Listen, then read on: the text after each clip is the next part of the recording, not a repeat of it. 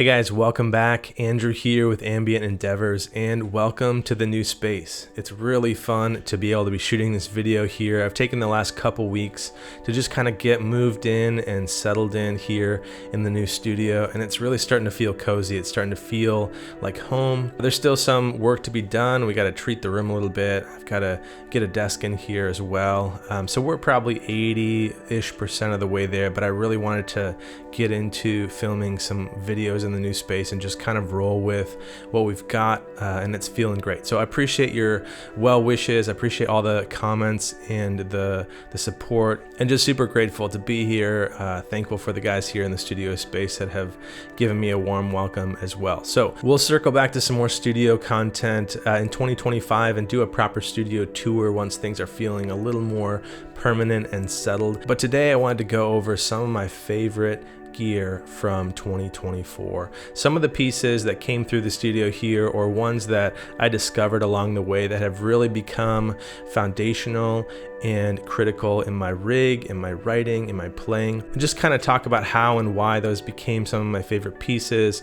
It's a fun kind of capstone video to make at the end of the year here. So we're going to go through different categories: pedals, guitars, amps, and other gear that just kind of hit in a specific and kind of formative way for me. Whether you have been watching the channel for a while or this is the first video you've taken in of mine, I appreciate the support. I would love it if you hit subscribe below to keep up on future videos into 2025. It's a huge help for the channel here to let me keep doing these videos and working with the brands and making the content that I love to make.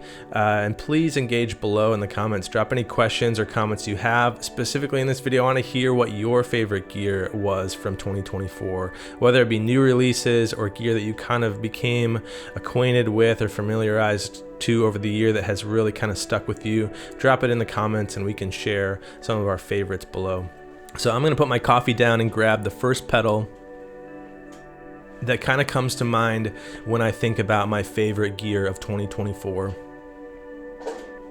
I've kind of been obnoxious about this pedal, and I've done some videos and used it a ton. It's the HX1 from Line 6, and I want to talk a little bit about why I love this pedal so much, and I might even need to dedicate a whole video to it again. But this has really become a staple, especially in my live rig and in my studio boards throughout the year as well, because of its versatility and just the vast catalog of effects that you get with it.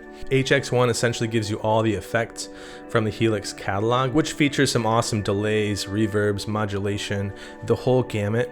And for me, I've really fallen in love with an effect called Retro Real, which kind of gives you that like warped vinyl, lo-fi, wow and flutter, warbly kind of texture, along with some warm saturation that you can dial up as almost like an overdrive preamp kind of texture. I use it a ton live. It just adds that cool kind of characteristic to your tone, whether you want to kind of sound a little bit warbly or lo-fi.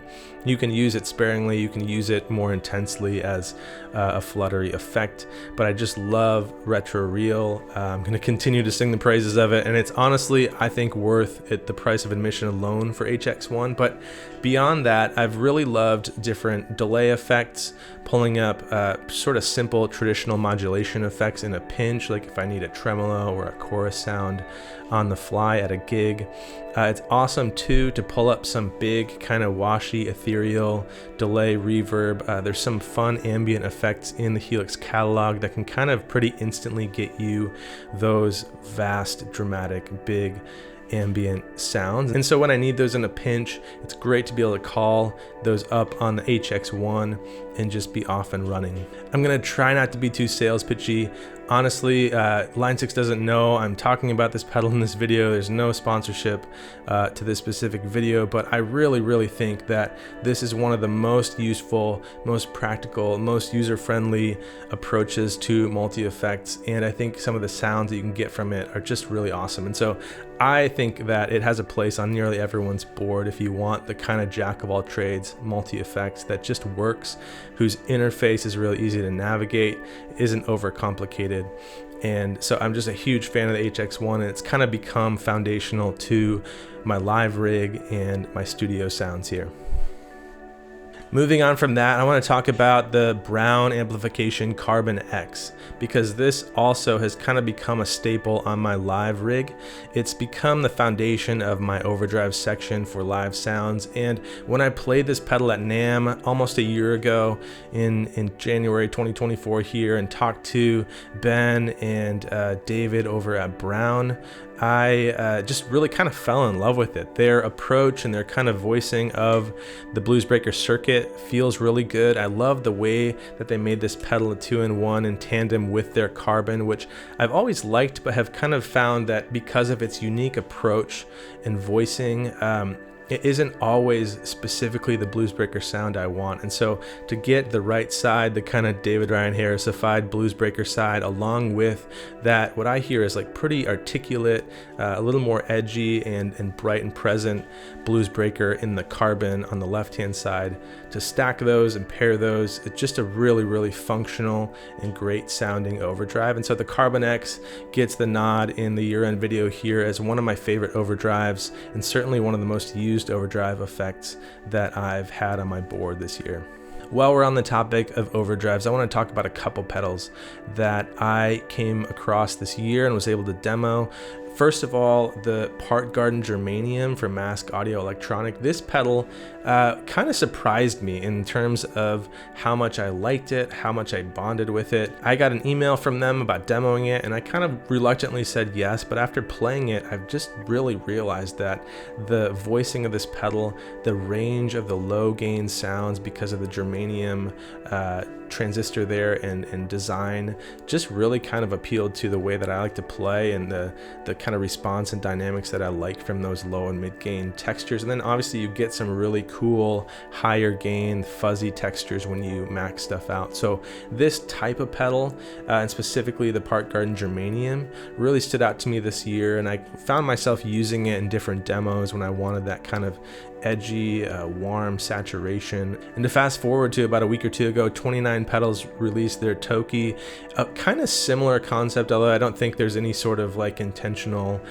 design similarities between the two pedals. But in terms of the style of overdrive, the style of saturation, or sort of the style of near fuzz drive pedals, I kind of started to find myself warming up to that type of effect for different purposes. I really kind of was drawn to, after playing a couple of these pedals, that sound that allows you to get those really fuzzy, woolly fuzz tones, as well as pulling back or dialing back into some really cool, articulate yet dynamic and responsive overdrive tones in the lower gain ranges. And so this is sort of just a plug for those that are kind of wanting to find an overdrive that's outside the norm. I've truthfully kind of It's truthfully kind of felt like there's nothing new under the sun with overdrive pedals when you've played the Bluesbreakers and the Tube Screamers and the Klons and all of that. But these two pedals have kind of been examples to me that there is kind of another category of sounds that I was missing for a while, and ones that are fun to add to the board as another option, alternative, to give you different textures and unique kind of options in terms of fuzz or those warm kind of saturated sounds. So check out the Part Garden Germanium. I've got a demo that I'll link below for this one, and then also the new 29 Toki here. Moving on, I think I'd be remiss if I didn't have the Big Sky MX on the list here. It's an interesting pedal to talk about. It's one that I think makes an already fantastic pedal even better. And so to some, it might feel a little bit redundant. To some, the price tag might be a little bit off-putting. But when I think about the Big Sky MX, a couple things jump out to me. One is the addition of that dual engine functionality makes this pedal really, really cool, either to run parallel stereo reverbs or to run things into each other for more dynamic and more expansive reverb sounds. Just a really cool addition to an already great kind of stalwart of the reverb category. And then two, I think Strymon continually has some of the best user interfaces on their pedals, and they just kind of made that even better with this pedal. The expansion of the screen to kind of give you a little more visual feedback about what's going on, the layout of the knobs, and all that without adulterating the form factor and the size of this pedal. I just think they did a really awesome job, and I'm honestly pretty eager to see if and when the Timeline MX or the Mobius MX come out, because I think it'll be fun to kind of experience that iteration of both of those effects as well. But so the Big Sky MX makes the list. It remains one of the best, if not the best option for those big box stereo multi-algorithmic delay sounds. It just is fantastic. So look for this pedal on more videos to come in 2025. I have barely scraped the surface of it, and we're gonna find a way to integrate it into my rig here going forward. To climb back down the price point ladder a good bit, we're gonna talk about one last pedal here, and it's the Fundamental Ambient from Walrus Audio. It's part of their Fundamental series that they have introduced over the last year or so, and it's a really cool line of pedals that is very approachable, very cost-effective, budget-friendly. And to me, this decision and this specific product to kind of create a stylistic type pedal that captures the ambient sounds that one might be wanting to use is just a really cool thing for Walrus to do at this point in the game. I think I said it in a previous video, but I really hope that they do some more of these kind of categorical or stylistic pedals like this, perhaps a lo-fi or some other kind of genre specific sounding thing. And I think right before the airing of this video, they dropped the price on this to $99, and so it's pretty remarkable the sounds and the textures that you can get with this pedal for $99. It's compact, it just sounds really great. If I was to recommend an affordable reverb for someone wanting to get into ambient music, for someone wanting to just have it at their disposal if they occasionally need some of those big ambient washy textures, this is a really great option. It's a great stepping stone, it's a great introduction to ambient sounds, and just it's a really solid sounding reverb for those specific sounds. So Walrus Audio Fundamental Ambient makes the list. I gotta check my notes here because it has just been a year where there's been a lot of gear through the studio. I'm really grateful for all the brands that have partnered with me to do videos, to have me in on demos, and so another thank you is sort of like an intermission here. A lot of this gear you can find demos too in my back catalog of videos, so please go check those out too, and I'll put some links in the description too to help you find some of those as you navigate. But we're gonna pull up the list here, and I think next we're gonna jump into some guitars. It was a year where I did get to play a lot of different guitars from a lot of different builders. Always fun to get to do that, and a few of them kind of jumped out to me in different ways. So we'll talk about 3 specific offerings that I think kind of impressed me in a way that was worth noting this year. The first being this Fender Player 2 Jazzmaster. Now I got to demo this along with their Precision bass from the Player 2 line, and I'll be honest that some of the releases over the last few years from Fender leading into 2024 have kind of left people with mixed reviews in terms of quality control, in terms of feature set, in terms of just kind of follow through on Fender's end. I don't know why that is necessarily. I don't know if there's been organizational changes or things that have made manufacturing more inconsistent or whatnot. For whatever reason, we just were hearing stories about duds or about kind of weird or poor quality control on some of these guitars, even higher end guitars. And so Fender was kind of in need of some bit of redemption. And in my opinion, from what I've experienced from this specific Player 2 Jazzmaster, it really has kind of redeemed some of those comments and some of that narrative from the last couple years. It's been a really fun guitar. It's been a really playable guitar from day one. The pickups sound really great. It just sounds and feels like a Jazzmaster should, and I'm really glad that they went back to the Rosewood fingerboard too on these guitars, improved some of the hardware and the tuners here. And so I think this Player 2 Jazzmaster is really of note this year. It's been one that I've picked up and wanted to play on different gigs or for different videos. And at this point, guitars are competing against handfuls of other guitars in the studio here, and so there is kind of something to be said about the ones that get picked up and played.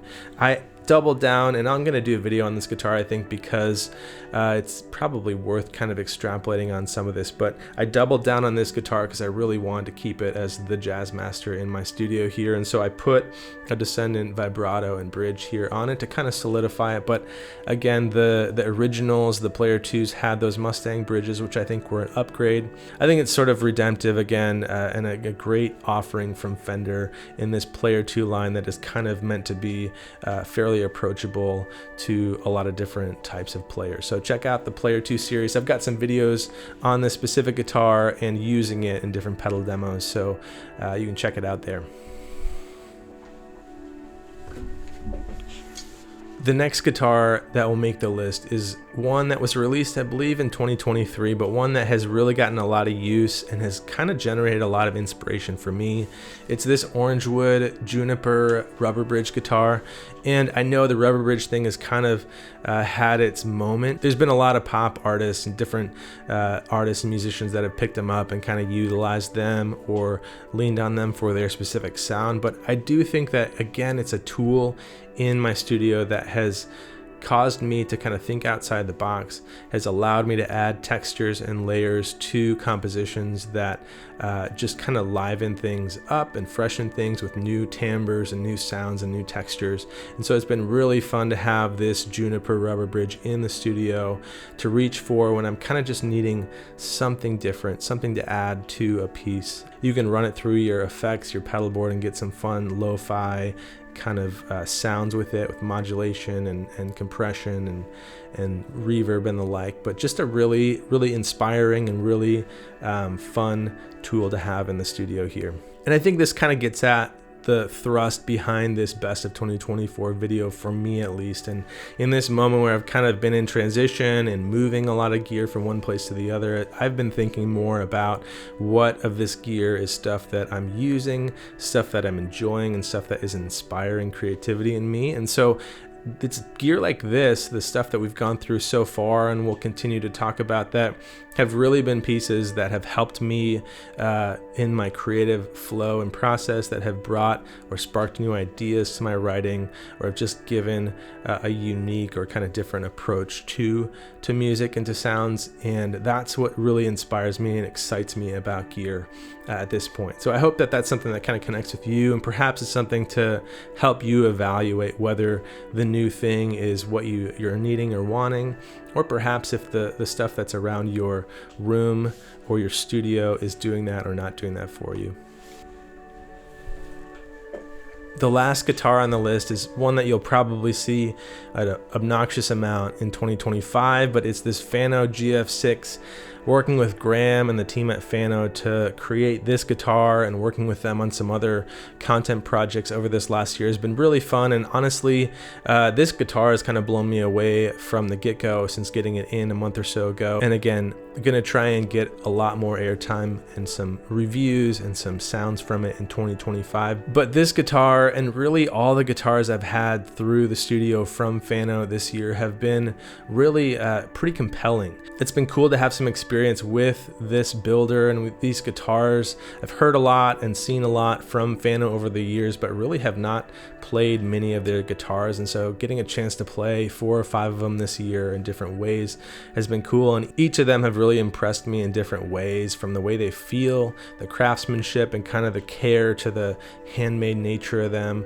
The aesthetics are really beautiful. This guitar is honestly one of the most beautiful, kind of stunning guitars that I've ever had through my studio, and a lot of their other ones have just a really beautiful aesthetic, whether it be the color selection or combinations, some of the appointments and different aesthetic choices on their designs. And so it's been really cool to kind of experience and get to play a number of guitars from Fano. I'm excited to showcase this one specifically for you more in 2025, but I think that they're doing some really cool stuff down in Arizona.